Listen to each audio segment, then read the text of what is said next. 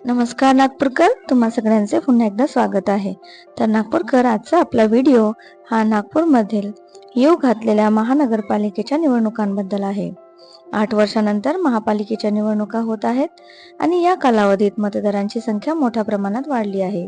2017 मध्ये महापालिकेची निवडणूक झाली होती आणि त्यानंतर 2025 मध्ये निवडणुका होणार असल्याने सर्वच राजकीय पक्षांसाठी वाढलेले मतदार निर्णायक ठरणार आहेत. त्यामुळे वाढलेल्या मतदारांना आकर्षित करण्याचे आव्हान राजकीय पक्षांपुढे राहणार आहे. नागपूरसह राज्यातील महापालिकांची मुदत 2022 मध्ये संपली होती.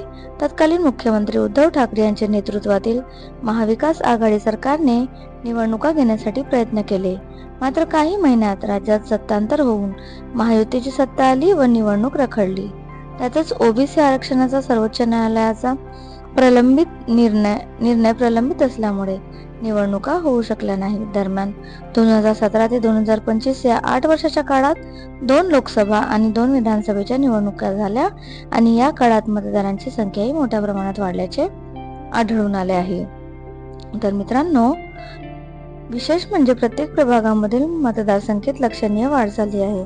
त्यामुळे आता या वाढलेल्या मतदारांना आपल्यापर्यंत जोडण्यासाठी माजी नगरसेवकांना निवडणूक लढण्यास इच्छुक असलेल्यांना चांगलीच मेहनत घ्यावी लागणार आहे. प्रत्येक प्रभागात प्रत्येकी 10 ते 15 हजार मतदार वाढल्याचे निदर्शनास येत आहे.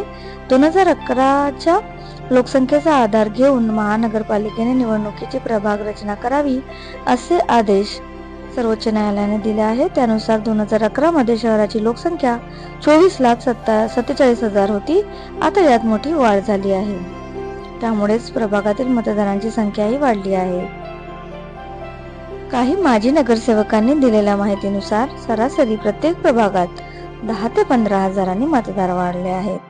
काही मोठ्या प्रभागांमध्ये हे प्रमाण अधिक आहे. त्यामुळे वाढलेले मतदार चांगलेच निर्णायक ठरणार आहे.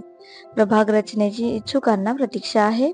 2022 मध्ये प्रभाग रचनेनंतर मतदारांची संख्या 22,33,000 होती आणि 2024 मध्ये विधानसभा निवडणुकीत यात 1,32,000 अशी वाढ होऊन ती 23 लाख इतकी झाली आहे. त्यामुळे प्रभाग रचनेदरम्यान सीमांकन निश्चित करताना काही भागांची जोडतोड करावी लागली आहे आणि त्यामुळेच प्रभाग रचनेबद्दल राजकीय पक्षांमध्ये चांगलीच उत्सुकता आणि प्रतीक्षा आहे.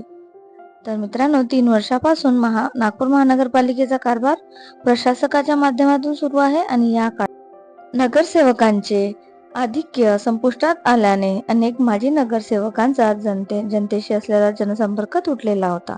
त्यामुळे आता निवडणुका जाहीर झाल्याने पुन्हा निवडणूक लढण्यास सज्ज असलेल्यांकडून जनतेशी जुळवून घेण्याचा प्रयत्न सुरू झाला आहे. त्यातच मतदारांची संख्या वाढल्याने अनेकांचे टेन्शनही वाढले आहे. तर मित्रांनो, नागपुरात समोर येऊ घातलेल्या महानगरपालिकेच्या निवडणुकांचा आतापर्यंतचा आढावा हा आहे.